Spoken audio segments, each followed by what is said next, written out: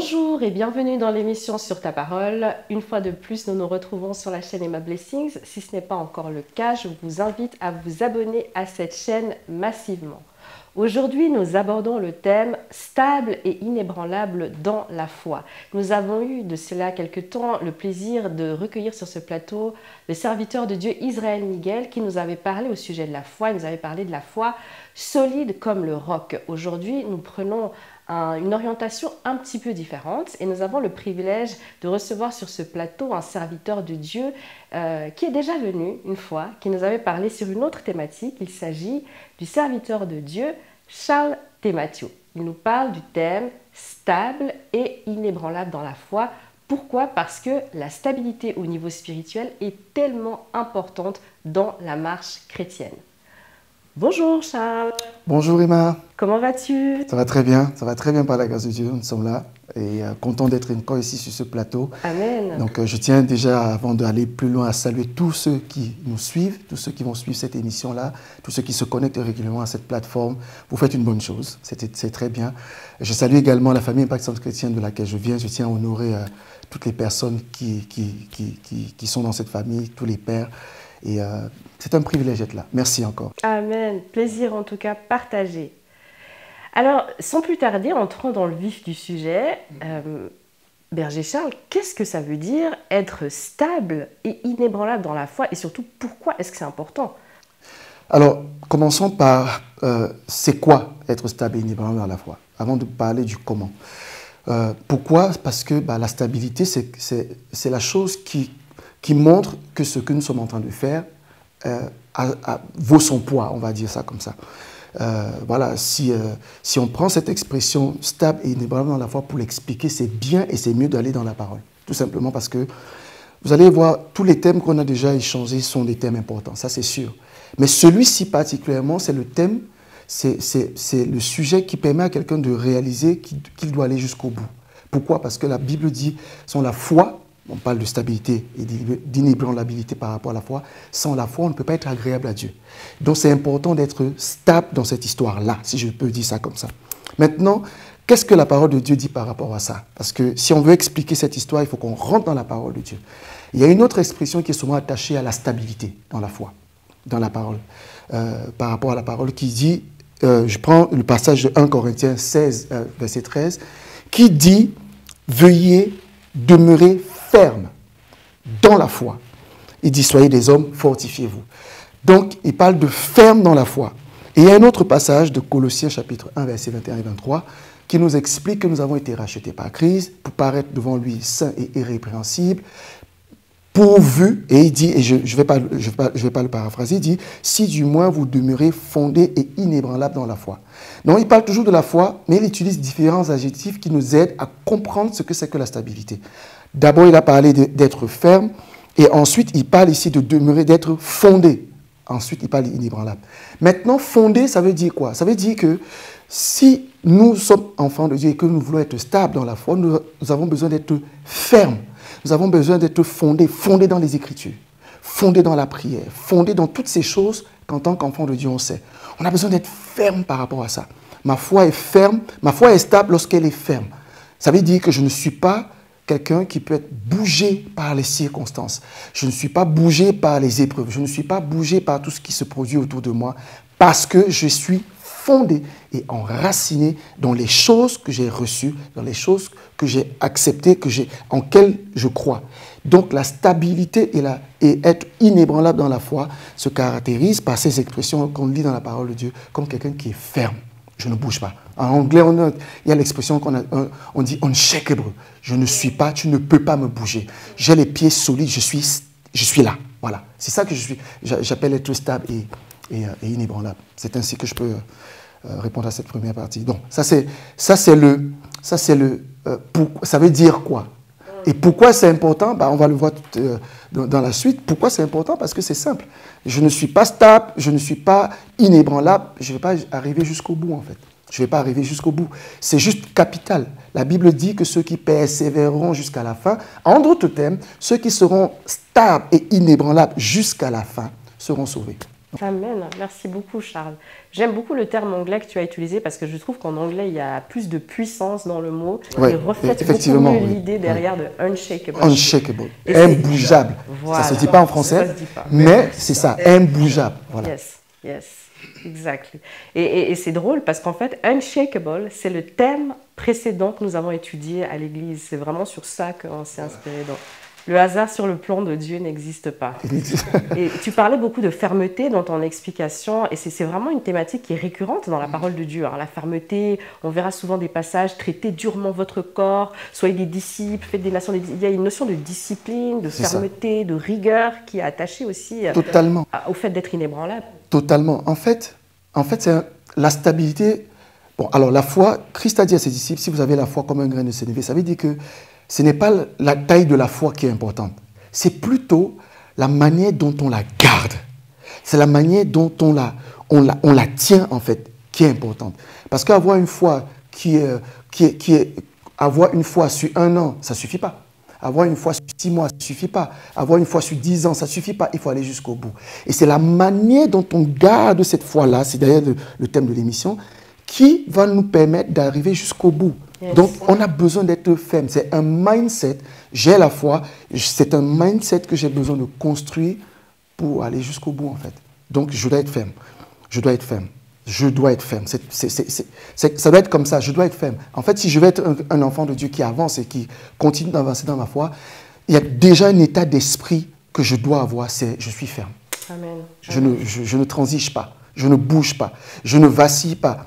Je ne me laisse pas corrompre, je ne me laisse pas, voilà, je ne bouge pas en fait. No matter what happens, I stand still. Donc, je ne bouge pas en fait, voilà. Ok, merci beaucoup en tout cas Berger Charles.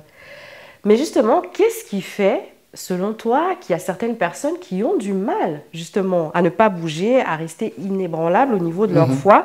Il y a des personnes, des fois, on pourra les voir très bouillantes, très investies dans leur manière de servir le Seigneur.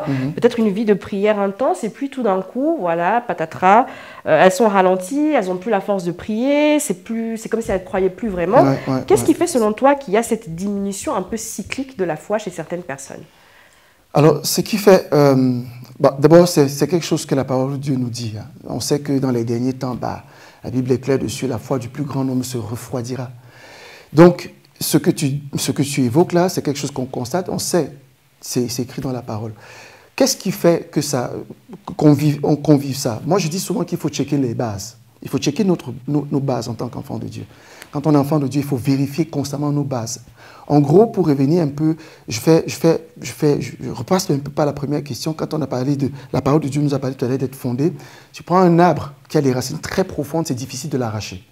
C'est stable. Or, quand tu vois quelqu'un qui est, on va dire, qui bouge, qui fait du yo-yo spirituel, il est dedans, il n'est pas dedans, un coup il est zélé, un coup c'est patatras, comme tu disais tout à l'heure, et puis c'est qu'il faut checker les bases. Et moi j'ai 3 éléments qui me viennent à l'esprit par rapport à cette question-là. Le premier élément, c'est que on a tendance à oublier, enfant de Dieu, que la vie chrétienne, c'est une lutte.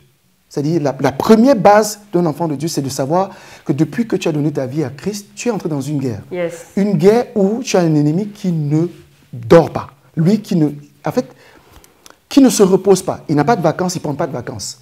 Il ne se repose pas en fait. Donc ça, c'est une base qu'un enfant de Dieu doit avoir dans la mesure où, c'est clair, Éphésiens nous dit, vous n'avez pas à lutter contre la chair et le sang. Donc c'est une guerre. Prenez les armes Donc c'est une guerre.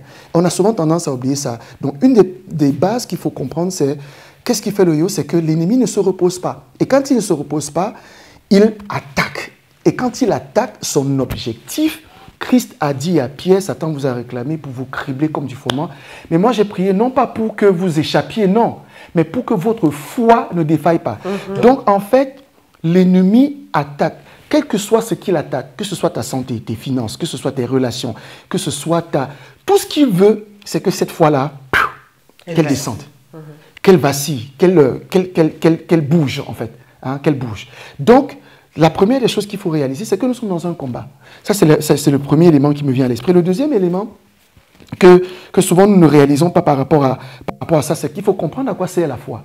La foi, oui, c'est pour tenir, c'est pour résister. Mais c'est aussi à saisir les promesses. Les promesses dans la mesure où quand j'ai parlé avec certaines personnes, enfin, au-delà de ce qu'on sait, on constate aussi, certains perdent la foi parce qu'ils n'ont pas reçu, ils n'ont pas obtenu ce pourquoi ils priaient, ce qu'ils espéraient et tout le reste. Mais on oublie que notre foi aussi, c'est pour saisir les promesses des choses qui ne sont pas matérielles, qui ne sont pas de ce monde. La paix, la joie, la vie éternelle, l'éternité, c'est capital. Yes. Donc, en fait, même quand nos finances sont attaquées, notre santé est attaquée, la foi ne doit pas vaciller parce qu'elle sert aussi à saisir les choses que le monde ne peut pas te donner. Que la vie, Christ a dit, je vous donne ma paix, non pas comme le monde vous donne. Donc, il y a la foi qui te permet de saisir les promesses de Dieu au-delà de ce que tes yeux voient, au-delà de ce que tu vis et au-delà de ce que tu traverses. Et puis, le troisième élément que je peux donner pour pourquoi est-ce que les gens ont une foi yo-yo, c'est les personnes qui... C'est le service. Le service, le fait de servir Dieu. Voilà un élément capital et important qui permet de garder et de maintenir la foi. Pourquoi je parle de ça? C'est que être un chrétien qui se contente de venir à l'église, je vis le culte, je prie et je rentre, mais à un moment, je ne suis pas investi dans la mission que Dieu a donnée de gagner des âmes, d'édifier les personnes, de prier pour les gens. En fait, c'est un élément qui va te refréner. Pourquoi? Parce que tu ne participes pas à l'effort de guerre et tu n'as pas idée de combien le service pour Dieu te bâtit et te construit, te rend solide. Quand tu dois exhorter les gens, il y a des moments où, on peut dire la vérité, Emma, nous qui sommes des responsables aujourd'hui, des bergers, des pasteurs et tout le reste, ça nous arrive aussi d'être broke, d'être fatigué, d'être assailli. L'ennemi ne laisse personne. Il ne respecte le titre de personne. Mais le simple fait de te rendre compte qu'il y a telle personne que je dois édifier, que je dois aider, parfois ça te pousse toi à aller chercher Dieu. Et pendant que tu cherches Dieu, tu dis Seigneur, écoute-moi, s'il te plaît. Et pendant que tu cherches le Seigneur, tu es restauré déjà, tu es enseigné. Le Seigneur te relève, il te fortifie parce que tu as un travail à faire. Et tu vois, ce service-là, c'est un élément qui permet de maintenir la foi. Et beaucoup de gens ne le savent pas. Ils se disent, j'ai pas assez de temps, pour l'instant c'est compliqué, quand j'aurai du temps, je vais servir, je vais faire quelque chose. Mais c'est une ruse que Satan utilise pour te refréner et pour te permettre de rester. En fait, quand il veut t'éliminer, il va t'écarter. Il va t'écarter petit à petit, il va te faire sortir un peu de l'église. En général, les gens qui reculent, c'est les gens qui ne travaillent pas, qui ne servent pas le Seigneur. Et à force de ne pas servir, tu es convaincu que si tu restes à la maison, ça va aller. C'est mieux, tu as la Bible, tu as le Saint-Esprit et tout, ça va aller. Et de fil en aiguille, tu tombes dans... Tu te refrènes, tu tombes dans la dépression. J'ai vu des chrétiens dépressifs. C'est pas un ensemble de mots qui va ensemble. Mais ne pas servir Dieu, c'est un troisième élément qui fait que ta foi peut monter et descendre. Mais quand tu sers, quand tu es investi, ça t'aide. Et pour finir avec ce point-là, la Bible est claire dessus dans 1 Pierre, il dit que chacun de vous mette au service des autres les grâces et les dons comme de bons dispensateurs de la foi, que chacun de vous mette au service des autres les dons et les grâces qu'il a reçus. Donc c'est même une recommandation en fait. C'est une recommandation, mais ça aide. Ça aide à garder la foi. Ça aide à rester ferme. Voilà pourquoi certaines personnes vacillent dans la foi. Voilà. D'accord, merci beaucoup Berger Charles. Donc là, tu viens de rebondir sur un dernier élément qui est très très important, dont on parle souvent dans cette émission, hein, le fait d'être actif, de servir dans son église locale a une importance vraiment capitale. Mais Berger Charles, donc en fait, si on vérifie ces bases, parce que tu nous parles de vérifier les bases, les fondements, tu nous parles d'être actif pour le Seigneur, de servir, c'est ça qui va faire qu'on sera stable et inébranlable dans sa foi, ou il y a d'autres éléments qui peuvent faire en sorte que la personne soit stable et inébranlable dans la foi? Alors, dans les éléments que j'ai donnés, c'est sûr qu'il y en a beaucoup. Hein. Moi, j'ai donné les éléments qui me viennent à l'esprit tout de suite. Maintenant, dans le premier élément, par exemple, où j'ai parlé de l'ennemi qui attaque, de l'ennemi qui... Qu'est-ce que la Bible nous demande de faire? De veiller et prier. C'est-à-dire... Chaque élément ici, on peut le décomposer. Il y a des clés dans chaque élément. Le Seigneur nous dit veiller et prier. Donc, comment est-ce que tu es stable dans ta foi par rapport à ce premier élément-là? Parce que tu vas veiller. Comment tu vas veiller? Tu vas prier, tu vas rester dans la parole. Et c'est ça qui te maintient, qui permet que ta foi soit entretenue. Parce que la parole de Dieu te dit que la foi vient de ce que l'on entend et ce que l'on entend vient de la parole de Dieu.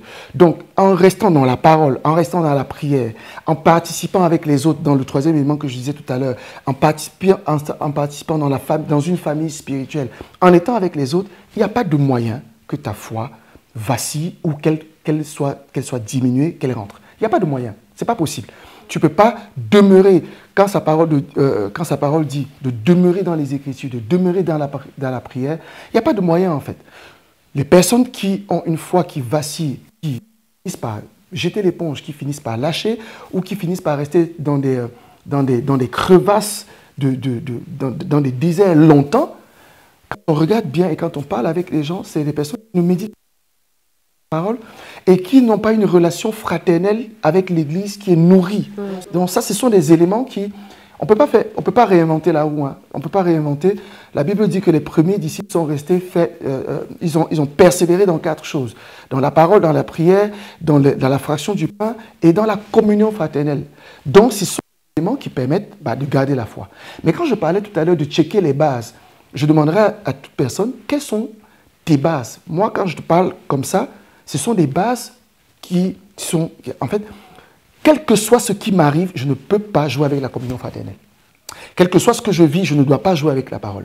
Quel que soit ce que je vis, je dois être conscient que l'ennemi est là et qu'il rôde et que son objectif, c'est de me faire tomber. C'est ça que j'appelle les bases, en fait. Quel que soit ce qui arrive, je ne peux pas jouer avec la fraction du pain, la Sainte Seine. On n'a pas le temps de parler de ça ici, mais c'est une clé. Je ne joue pas avec ça. Je ne joue pas avec ça. Donc, si par exemple je reste à la maison, même si je ne vais pas à l'église, ce sont les bases qu'un enfant de Dieu doit avoir. Je ne joue pas avec ça. Je suis ferme avec ça. Je suis ferme. Je médite la parole, je dois la connaître. Je prie, je dois avoir une vie de prière. Je communie avec les frères, c'est une base. Ce sont les choses avec lesquelles je suis ferme. Mon frère, tu m'écoutes, si tu es ferme avec ces choses, il n'y a pas de moyen pour toi de jouer, que ta foi vacille. Ce n'est pas possible. Parce que les situations, elles arrivent. Et Christ ne nous a pas promis que les situations n'arriveraient pas, que les vicissitudes n'arriveraient pas, que les épreuves n'arriveraient pas, que les trahisons ne seraient pas là. Il ne nous a pas promis ces choses-là. Il nous a promis qu'il serait avec nous. Tu vois, il nous a promis qu'il serait avec nous. Donc, comment est-ce que je m'assure que le Seigneur est avec moi? Mais c'est en demeurant dans sa parole. Ça, c'est une base. Amen. Voilà. Et d'après toi, quels sont les risques d'une foi instable? Les risques d'une foi instable, c'est... Premièrement, je dirais, c'est de ne pas obtenir les promesses, premièrement. Parce que la foi, j'ai dit tout à l'heure aussi, et c'est biblique, elle nous permet de saisir les choses. C'est de ne pas obtenir les promesses qui sont déjà écrites pour nous, qui sont bibliques. Ce n'est pas à la foi qu'on saisit ces choses-là. D'accord? Et ne pas obtenir les promesses, ça donne une vie chrétienne fade. Ça donne une vie chrétienne sans... L'une des promesses de la vie chrétienne, c'est quoi? La paix, la joie, la justice par le Saint-Esprit.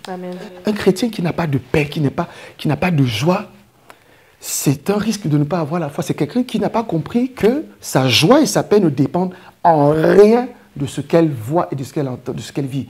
Ça dépend de... C'est pas la foi, ça dépend de sa position en Christ. Et ça, c'est la foi. Ça dépend de ce que Dieu a promis. Ça dépend de ce que Dieu a dit. Ça, c'est le premier risque. Donc, d'avoir une vie fade. Et la conséquence de ça, qui est un autre risque, c'est qu'avoir une vie fade, tu ne peux témoigner de rien. Rien ne se passe dans ta vie. Il n'y a pas de... naturellement, ça fatigue. Et ça entraîne le découragement. On se décourage, on se retire. On trouve que la parole de Dieu, tout ce qu'elle dit, c'est pas... Parce qu'on ne le vit pas. Or, la condition pour vivre ces choses-là, c'est quoi encore? La foi. Amen. Donc le risque de ne pas avoir la foi, c'est d'avoir une vie fade, c'est de se décourager, c'est de se retirer. Et puis c'est d'être quelqu'un dont l'ennemi, dont Satan va faire juste une bouchée en fait. Donc ça c'est le risque. Et puis le risque le plus dramatique, c'est la vie éternelle. Et ça c'est important de le dire parce que je pense que on doit rappeler quand même que l'objectif de tout ça, au-delà d'obtenir les promesses ici, c'est d'hériter la vie éternelle. C'est pas une fable, c'est pas un truc. Faut pas croire que Jésus reviendra dans je sais pas quand. C'est d'hériter la vie éternelle. Même si Jésus revient dans 1000 ans, toi et moi, on ne vivra pas 1000 ans. Donc, l'objectif de la foi, c'est d'arriver jusqu'au bout. Or, lorsque Satan l'attaque, C'est pour qu'on n'arrive pas jusqu'au bout. C'est pour que quand la trompette sonne, tu sois disqualifié. Ce ne sera pas ton partage dans le nom de Jésus. Amen. Tu vas garder la foi, tu vas tenir ferme. Et peu importe ce que tu vis, peu importe les épreuves que tu as, tu vas tenir le Seigneur ferme et tu arriveras jusqu'au bout. La trompette te trouvera, la trompette va sonner et tu seras enlevé dans le nom de Jésus. Voilà, c'est mon partage, c'est la prière pour toi. Termine la course jusqu'au bout. Tu iras jusqu'au bout. Termine la course. Voilà. Amen. Là, tu nous parles de garder la foi, tu nous encourages, tu nous parles aussi des risques qui sont inhérents au fait de perdre la foi. Mais maintenant, comment est-ce qu'on fait pour garder la foi dans les moments d'épreuve? Je parle de deuil, je parle, je ne sais pas, de séparation. Comment on fait pour garder la foi dans ce genre de moment? Parce que ça shake, hein? Ah oui, ça c'est sûr. Ça c'est sûr. Bon, c'est vrai que, on dit souvent, il y a la théorie et il y a la pratique. Le comment de garder la foi, avec tout ce que j'ai dit, quelqu'un peut dire, j'ai déjà des éléments, c'est vrai.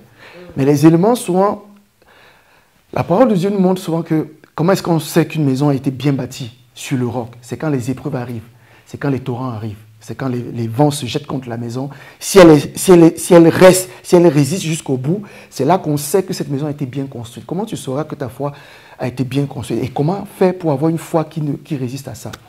Moi, je dirais ceci. Les épreuves comme des deuils, comme des, je ne sais pas, ça peut être un licenciement que tu n'entendais pas. Tu as des factures à payer, tu as des situations difficiles, tu as un licenciement qui arrive.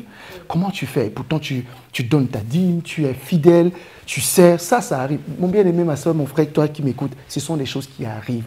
Comme je disais tout à l'heure, Dieu ne nous a pas promis que ça n'arrivera pas. Maintenant, comment tu fais? Il y a des éléments que je dis. 1. Assure-toi d'être bien entouré, surtout dans des situations difficiles comme les deuils. Parce que et ça peut rentrer dans l'élément de la communion fraternelle. C'est-à-dire, et c'est pour ça que les 4 piliers de la foi, les 4 piliers dans lesquels il faut persévérer, que j'appelais base tout à l'heure, ne sont pas à négliger. Comment tu gardes la foi dans les épreuves comme ça? Assure-toi d'être bien entouré. Yes. Ne pas être bien entouré, ne pas être dans une famille spirituelle, ne pas avoir des gens avec des gens pour qui tu pries, et ça rentre dans l'histoire du service là. Des gens pour qui tu payes un prix, des gens qui payent un prix avec toi et tout. Ça fait que quand tu as des situations aussi difficiles que celle-là, vers qui est-ce que tu te tournes? Il y a des moments où même prier, ça devient difficile.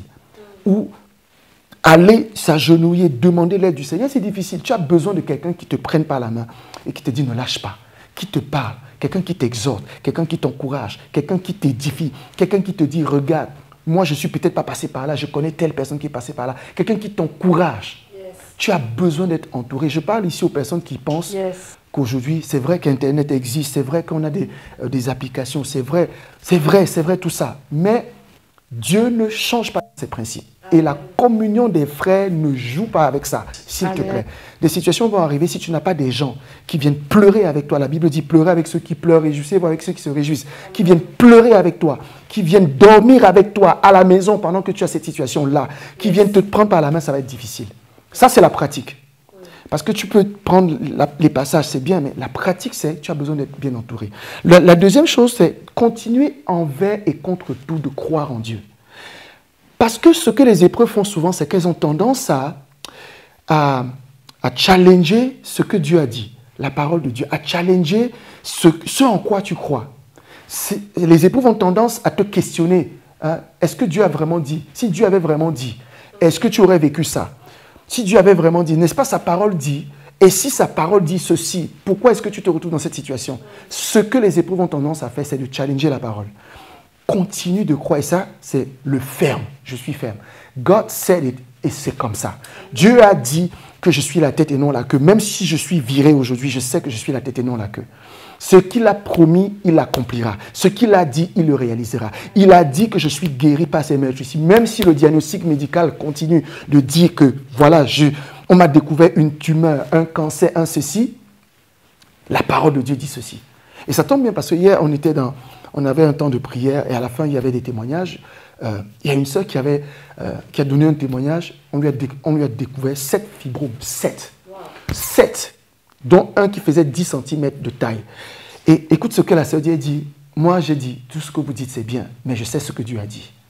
Et pour couper le témoignage court, on devait lui faire une hystérectomie. Voilà, ça veut dire une ablation de l'utérus. Je rends ce témoignage parce que c'est un témoignage qui peut édifier quelqu'un. On devait lui, le diagnostic médical, c'était madame, on ne peut rien faire, il faut qu'on vous retire l'utérus. Mais pour couper le témoignage, elle s'est appuyée sur la parole, elle est restée ferme dans la foi. Elle a proclamé la parole. Et non seulement des 7, il y en a 4 qui ont disparu, mais on a fini par retirer les 3, son utérus a été préservé. Pourquoi? Elle est restée dans la foi. Et le Seigneur lui a dit, je voulais le garder ainsi pour que, par cette trace, tu saches que ma parole est vivante. Amen. Et que tu puisses témoigner. C'est-à-dire que quand tu regardes, tu sais que par ma parole est vivante. Qu'est-ce que je suis en train de dire? C'est, quel que soit ce qu'on te dit, reste ferme. Continue de croire. Tu as perdu un enfant, continue de croire. Tu as perdu un travail, continue de croire. Peu importe ce qui arrive, continue de croire. Voilà. Donc, et le dernier élément, c'est graver dans sa mémoire que Dieu est souverain. Voilà un élément qui te permet de garder la foi. Frère, Dieu est souverain. Il permet certaines choses que tu ne peux pas expliquer. Il ne t'expliquera même pas toujours. Job est en train de vivre sa vie. Il ne sait pas que dans le monde spirituel, il y a un dialogue. Et Dieu permet certaines situations, non pas parce que tu as péché, parce que tu es tombé ou quoi que ce soit. Dieu est souverain. Donc quand les choses arrivent, c'est pour ça qu'il dit dans sa parole que quoi que ce soit qu'il arrive, rendez grâce à Dieu en toutes choses. Toutes choses concourent au bien de ceux qui aiment Dieu. Amen. On dit souvent, hein, mais dans la réalité, quand ça arrive, il faut rendre grâce à Dieu. Il faut d'abord dire, Seigneur, je te rends grâce. Quel que soit ce qui arrive, je te rends grâce. Cette phrase-là te permet de garder les pieds sur terre. Father, you are worthy for everything. Tu es digne de gloire, je te rends grâce. Ma vie est entre tes mains. Tu ne permets rien sans que ce soit dans mon intérêt. Toute chose concourt bien de ceux qui aiment Dieu. Donc, rendre grâce. Rendre grâce. Dieu est souverain, je rends grâce. Dieu est souverain, je rends grâce. Voilà. Amen, amen, amen. Et j'aime beaucoup cet exemple que tu as pris, hein, cet exemple très parlant de Job dans la parole de Dieu, jusqu'au point, il a tellement été attaqué, même jusqu'au niveau de son mariage, où sa propre femme lui dira « Mais maudis ton Dieu et meurs !»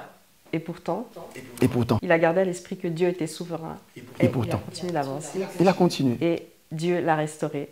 Et lui a redonné une nouvelle femme, d'autres enfants. Donc Dieu est capable de tout. Amen. Je peux appeler quelque chose, Emma? Oui, bien sûr. Souvent, ce qui fait que notre foi est vacillante, est vraiment shakée, est vraiment challengée, au point où parfois certains s'arrêtent, se refrainent et repartent, c'est qu'on a l'impression que tout ce qu'on fait, comment on dit ça? Permettez, écoutez-moi bien. C'est-à-dire, ça nous qualifie, c'est qu'on mérite d'avoir ci parce qu'on a fait ça. Dieu est fidèle dans ses promesses, c'est vrai, mais je veux dire à quelqu'un, Dieu est vraiment souverain. Il faut vraiment garder à l'esprit qu'il y a certaines choses qui arrivent et que Dieu permet parce que c'est dans sa souveraineté, c'est pour sa gloire et c'est toujours, listen to this very well, c'est toujours dans ton intérêt. C'est toujours dans notre intérêt. Même si ça fait mal au corps, même si ça fait mal dans son âme, c'est toujours dans notre intérêt. Quand tu as cet état d'esprit, que toute chose que Dieu fait et permet, je dis bien permet, c'est dans mon intérêt, même un deuil qui arrive, rends grâce à Dieu. Rends grâce à Dieu. Peut-être tu ne sais pas, cette personne qui part, peut-être que Dieu a préservé sa vie. Peut-être que Dieu préservait juste la vie de cette personne-là. Préservait ton environnement. Tu ne sais pas. Mais il faut rendre grâce à Dieu. Donc, en fait, Dieu n'est pas contre toi, ma soeur, mon frère. La Bible dit qu'il n'est tenté par personne. Il ne tente personne et il ne peut être tenté parce qu'il n'est lui-même tenté par personne. Donc, Dieu ne fait rien et ne permet rien qui ne soit dans ton intérêt. Ça, c'est quelque chose qu'il faut vraiment graver dans sa mémoire. Certains gens disent, Dieu m'a déçu, je croyais qu'il n'y a rien à croire. Il faut savoir que Dieu est là et il nous aime au-dessus de tout. Vraiment, c'est important de dire ça. Amen, amen, amen. Merci beaucoup, Berger Charles. Je reçois cette parole au nom de Jésus-Christ. Nous retournons dans la parole de Dieu. La Bible nous dit dans le psaume 125 au verset 1 que celui qui se confie en l'Éternel est affermi comme la montagne de Sion. Et là, en fait, on a une piste pour demeurer stable dans sa foi. Mais quelle est ton analyse de ce passage biblique? Celui qui se confie en l'Éternel. Et voilà. Moi, ce passage, on le cite souvent, mais il faut dire ceci. Ce passage dit ceci. Celui qui se confie en l'Éternel. Moi, je retiens le mot confie à l'Éternel. Dans le mot confier à l'Éternel, il y a le mot confident. On se confie à un confident. C'est-à-dire, quand on va se confier à quelqu'un, C'est-à-dire, j'ai une situation difficile, je viens me confier à quelqu'un, c'est qu'on fait confiance à cette personne-là. Donc, cette personne devient notre confident. Ça ne veut pas dire que j'espère simplement. Parce que souvent, quand on cite ce passage-là, bon, les gens le citent, on passe dessus, oui, celui qui se confie en l'Éternel, Seigneur, je me confie, mais en réalité, ça veut dire que celui qui se confie en l'Éternel, ça veut dire que celui qui a fait de Dieu son confident. Et celui qui a fait de Dieu son confident, c'est quelqu'un qui a une intimité avec Dieu. C'est quelqu'un qui, avant que l'épreuve n'arrive, va se confier régulièrement à Dieu. Parce que la vérité, c'est que ce n'est pas juste celui qui espère que Dieu va l'aider. Non, ce n'est pas ça. Ce n'est pas une espérance de Dieu va m'aider, non. Parce que même, excusez-moi, ça peut faire rigoler quelqu'un, mais même le braqueur qui va braquer espère que Dieu va le sauver, qu'il va s'en sortir. Donc, ce n'est pas de ça dont il s'agit. Il ne s'agit pas de prendre Dieu comme une roue de secours pour m'en sortir, non. Il s'agit d'être quelqu'un qui se confie en Dieu. Ça veut dire que, Seigneur, quand c'est bon ou quand c'est pas bon, je suis là avec toi. Je te parle. Je me confie à toi pour des choses bien. Le confident que on a souvent, c'est souvent pour des situations, c'est aussi pour des situations bonnes comme pour des situations moins bonnes. On est d'accord? C'est-à-dire que quand j'ai un ami, c'est mon confident, bah, je lui dis tout ce qui arrive dans ma vie, je lui dis. C'est-à-dire les choses bien, les choses pas bien, les choses que je ne comprends pas, les choses que j'ai... Comment tu vois cette... Toi, tu ferais comment? Ce n'est pas forcément des situations difficiles. Or, nous, souvent, on ne fait pas ça avec Dieu. On attend que les situations sont compliquées. Là, on va chercher Dieu, là, on va prier. Non, celui qui se confie en Dieu, ça veut dire que celui qui a pris Dieu au sérieux, celui qui a une intimité avec Dieu, celui qui a une relation avec le Saint-Esprit, l'Esprit de Dieu au quotidien, régulièrement, c'est celui-là. C'est pour celui-là que ce passage est fait. D'ailleurs, il y a un passage de 2 Chroniques, je crois que c'est 2 Chroniques chapitre 16, qui dit « Les yeux de l'Éternel parcourent la terre à la recherche des justes pour leur faire du bien. » Amen. Les yeux du Seigneur, ça y est, je ne vais même pas le paraphraser, je pense que c'est un passage que j'ai noté quelque part. Voilà, il dit,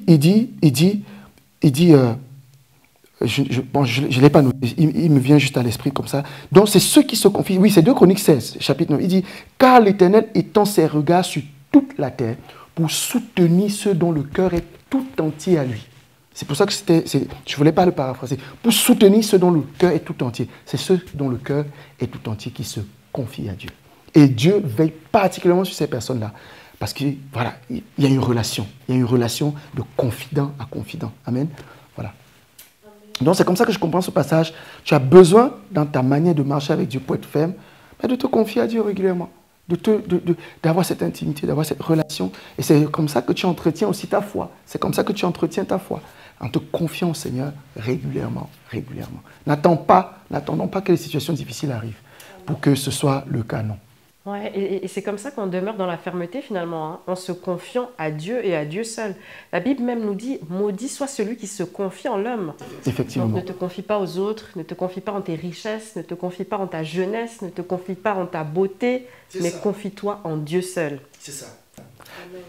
Donc Dieu, d'abord, c'est-à-dire, avant même d'aller demander le conseil du pasteur, du responsable, de l'ami, parce que cette personne, elle peut te donner un conseil qui vient de son âme. Elle peut te donner un conseil par rapport à la situation qui vient de son expérience. Confie-toi d'abord en Dieu. Et quand tu as cette relation, le Saint-Esprit, l'Esprit de Dieu, dont l'un des rôles, c'est il nous enseignera toutes choses, il nous conduira dans toute la vérité, va te donner un conseil qui s'appuie sur la vérité de la parole de Dieu et non sur la réalité. Amen. Donc en fait, j'aime bien ce que tu as dit tout à l'heure pour appuyer dessus. Oui, on se confie souvent, on se tourne vers les hommes, c'est vrai. C'est bien, j'ai dit c'est bien. Mais il faut d'abord avoir une relation avec Dieu. Il faut d'abord, parce que lorsque l'homme va te parler, ce qu'il va te dire va faire écho et l'Esprit de Dieu en toi va te valider ce conseil-là, ou pas, en fonction de la relation et de l'intimité que tu as avec Dieu. Il y a des conseils, tu entends, tu sens, mais ça, tu n'as pas si tu n'as pas de relation, si tu n'as pas d'intimité avec le Seigneur, tu n'as pas. Donc vraiment, ne nous confions pas dans les hommes, ne nous confions pas. Ça veut dire, ne prenons pas uniquement ce que les hommes nous donnent, ce que les hommes nous disent. Ne prenons pas uniquement. Ayons d'abord... Moi, je vais appuyer sur la relation que tu as d'abord avec Dieu, en dehors des épreuves de la foi, en dehors des difficultés de la foi, en dehors de ça. Quand tout est calme et plat, qu'est-ce que tu fais avec le Saint-Esprit? Quand tout est calme et plat, quelle est la manière dont tu interagis avec Dieu? Quand tout est calme et plat, comment est-ce que tu adores Dieu? Comment est-ce que tu pries? Comment est-ce que tu jeûnes? Quand tout est calme et plat, qu'est-ce que tu fais? Parce que quand c'est compliqué et que tu vas courir vers Dieu, tu n'as pas de ressources en fait. Tu n'as même pas le ressort suffisant pour rester dans sa présence. Tu n'as pas le ressort. Tu n'as pas la force nécessaire. Comment est-ce qu'on a vu des pasteurs qui ont perdu leur enfant, je ne sais pas, ou un parent, et qui avaient un séminaire ou bien qui devaient animer un programme? Comment ces personnes font pour, avec la situation qu'elles viennent d'entendre, qui pourrait secouer l'âme de n'importe qui, dire Seigneur, je te rends grâce, et aller rendre ministère, et venir gérer la situation après? C'est parce qu'en fait, il y a une telle relation avec Dieu. Il y a un tel bagage, elles ont tellement emmagasiné la présence de Dieu, elles sont tellement solides et stables, que quand cette situation arrive, elles ont le ressort nécessaire pour continuer de faire ce qu'elles ont à faire et de gérer avec l'esprit, en tant qu'homme spirituel, ce qui vient de se produire. C'est ça que j'appelle avoir une relation, être quelqu'un qui se confie en Dieu, être stable. Finalement, c'est ça, être stable. Amen. Stable, c'est la situation est arrivée, elle ne m'a pas bougé. I did what I got to do.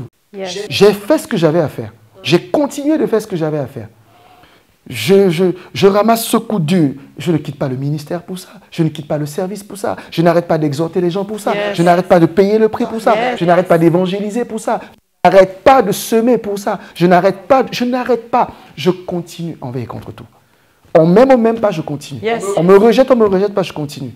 On m'accepte pas, je continue. Mais qu'est-ce qui te donne la force de faire ça? Parce que les hommes dont on parle, les plus grosses déceptions viennent de qui, Emma? Des proches. Ah oui, oui. Les plus grosses déceptions. Mais si tu te confies en cette personne en premier et que tu n'avais pas une relation avec Dieu, le jour où cette personne te déçoit, tu fais quoi? Tu as envie de sauter de la fenêtre du 15e. C'est clair. Ce ne sera pas ton partage dans le nom de Jésus. Garde la relation avec le Seigneur. Amen. C'est le plus important d'abord. Garde cette intimité, cette confidence avec Dieu. N'attends pas que ce soit chaud. Reste. Va dans la communion fraternelle. Sers le Seigneur. Amen. Amen. Amen, amen. Ah, mais c'était tellement powerful. Merci Gloire à beaucoup, Dieu. en tout cas, Berger Charles. Maudit soit celui qui prend sa chair pour appui. Et la présence de Dieu, ça s'entretient au quotidien. Berger Charles, nous devons nous quitter, bien qu'on aimerait pouvoir continuer, mais on sent qu'on va te réinviter encore pour une prochaine fois. Le mot de la fin pour toi, s'il te plaît.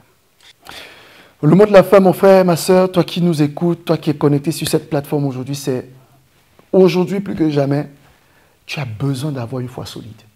On a besoin d'avoir une foi solide. Je l'ai dit tout à l'heure au début, c'est que la parole de Dieu nous rappelle que dans les derniers temps, la foi du plus grand nombre se refroidira. Le Seigneur, quand tu nous donnes des choses, ce n'est pas une fatalité, c'est pour nous permettre de nous préparer et de savoir que quand je sais le terrain sur lequel je vais jouer, je chausse mes godasses et mes crampons en fonction. Yes. Quand je fais du foot en salle, je ne mets pas des crampons parce que le sol, il est lisse. Quand je vais sur un terrain boueux et humide, je mets des crampons bien affûtés parce que je sais que ça peut glisser. Quand le Seigneur nous donne cette parole, c'est pour qu'on chausse nos godasses aujourd'hui en fonction, sachant que dans les derniers temps, la foi du plus grand nombre, aujourd'hui plus que jamais, il faut avoir une foi solide. Amen. Aujourd'hui plus que jamais, ces 4 piliers, la parole, la prière, la communion fraternelle et la fraction du pain, tu dois les garder, tu dois t'assurer régulièrement que tu sois dedans. Et pour finir, n'attends pas que les situations difficiles arrivent pour que tu essayes de respirer l'air de la foi, pour que tu essayes de respirer la foi. Non, c'est maintenant, quand tout est encore calme et froid. Yes. Parce que l'objectif, c'est d'arriver jusqu'au bout. Le but de la foi, c'est d'arriver jusqu'au bout. Au bout, ça veut dire quoi? Si la mort arrive aujourd'hui, qu'elle te trouve dans la foi, qu'elle te trouve dans la parole, qu'elle te trouve enracinée. Yes. Si Jésus devait revenir aujourd'hui, si la trompette devait sonner aujourd'hui, qu'elle te trouve prêt. C'est ça l'objectif. Yes. Ce n'est pas pour les biens, c'est même pas pour une meilleure santé, parce qu'avoir une meilleure santé, il y a des gens qui partent en enfer en bonne santé. Ils étaient très bien dans leur corps, mais ils iront en enfer.